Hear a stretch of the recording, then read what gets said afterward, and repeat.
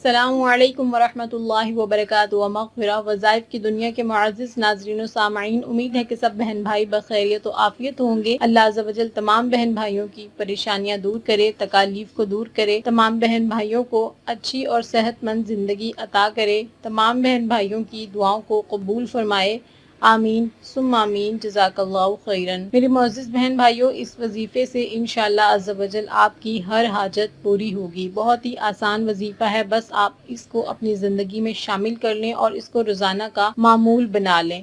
نمازوں کی پابندی کریں اور نمازوں کی پابندی کے ساتھ آپ اس وظیفے کو اپنی زندگی کا معمول بنا لیں۔ انشاءاللہ عز و جل آپ کی جو بھی چاہت ہوگی، جیسی بھی چاہت ہوگی، اچھا گھر چاہیے، اچھا رشتہ چاہیے، بیٹیوں کے رشتے کے لیے پریشان ہیں، کسی بھی مقصد کے لیے پریشان ہے، گھر میں فائنینشلی کرائسس کا پرابلم ہے، کیسا بھی پرابلم ہے، کیسی بھی مسئلہ ہے، اللہ عز و جل بہتر اپنے بندوں کے دلوں کا حال بہتر جانتا ہے۔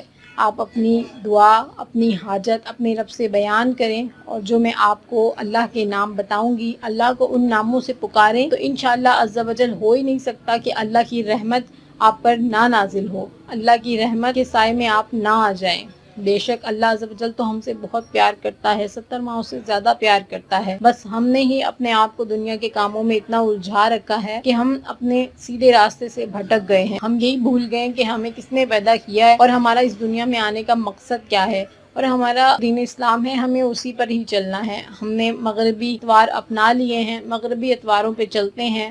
آج کل آپ جہاں دیکھ لیں، ہماری شادیوں میں دیکھ لیں، کہیں دور دور سے دیکھ کر یہ پتہ نہیں چلتا کہ کسی مسلمان گھرانے میں شادی ہو رہی ہے یا کسی مسلمان گھرانے سے ہمارا کوئی تعلق ہے۔ پھر ہم کہتے ہیں کہ بچیوں کے رشتوں کے لیے ہم پریشان بہت ہیں۔ دین اسلام کے مطابق رشتوں کو تلاش کریں تو آپ کو پریشانی نہ ہو۔ پھر ہماری شادیوں پہ اس قدر بے بہا خرچ ہوتا ہے، عام بندہ احساس کمتری کا شکار ہو جاتا ہے کہ یا اللہ میں اپنی بچیوں کے فرض کیسے ادا کروں، کیونکہ لوگوں نے اخراجات کو بڑھا بڑھا کے اتنا زیادہ کر دیا ہے کہ غریب بندے کو احساس کمتری میں ڈال دیا ہے، اور یہ ہم نے غلط کیا ہے۔ اللہ عز و جل ہم سب کی پریشانیوں کو دور کرے اور ہمیں دین اسلام پہ چلنے والا بنائے۔ میں آپ کو اللہ عز و جل کے کچھ نام بتاؤں گی، آپ نے اللہ عز و جل کے یہ نام روزانہ 500 بار پڑھ لینے ہیں، صرف اور صرف 500 بار اللہ کے نام پڑھنے ہیں۔ بہت کم ٹائم لگے گا آپ کو اس میں۔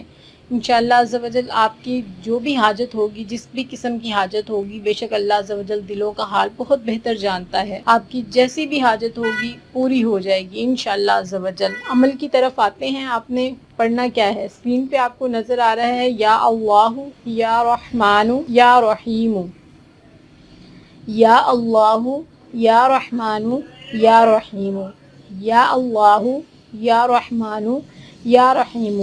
اللہ عز و جل کے یہ 3 نام آپ نے اول آخر درود پاک کے ساتھ، درود پاک 1 دفعہ پڑھ لیں، 3 دفعہ پڑھ لیں، 5 دفعہ، 7 دفعہ، جیسے آپ کو آسانی ہو آپ ویسے ہی پڑھ لیں۔ تو آپ اللہ عز و جل کے یہ نام یا اللہ یا رحمان یا رحیم عصر اور مغرب کی نماز کے درمیان آپ یہ تسبیح پڑھ لیں، اور آپ نے اس کی 5 تسبیحاں پڑھنی ہے، یعنی کہ آپ نے اسے، اگر آپ کے پاس 100 دانوں والی تسبیح ہے تو آپ 500 دفعہ پڑھیں گے تو آپ کی 5 تسبیحاں ہو جائیں گی۔ آپ نے عصر اور مغرب کی نماز کے درمیان میں یہ تسبیح پڑھنی ہے۔ انشاءاللہ عز و جل جو بھی آپ کی حاجت ہوگی، جیسی بھی حاجت ہوگی، اچھا گھر چاہیے، اچھا رشتہ چاہیے، اپنے گھر میں نیا آنے والا فرد یعنی کہ آپ کی بہو آپ کو اچھی چاہیے، یا آپ کی کوئی بھی اور حاجت ہے، آپ کو رزق کی تنگی کا پرابلم ہے، آپ کو کسی رشتہ دار کی ناراضگی کا سامنا ہے، کسی بھی قسم کی پرابلم ہے، اللہ عز و جل بے شک ہمارے دل کی تکلیف کو بہت بہتر جانتا ہے۔ اللہ عز و جل کے یہ نام پڑھیں، ان ناموں کی تسبیح کریں، اور اللہ عز و جل سے گڑ گڑا کے دعا مانگے اپنی حاجت کے لیے۔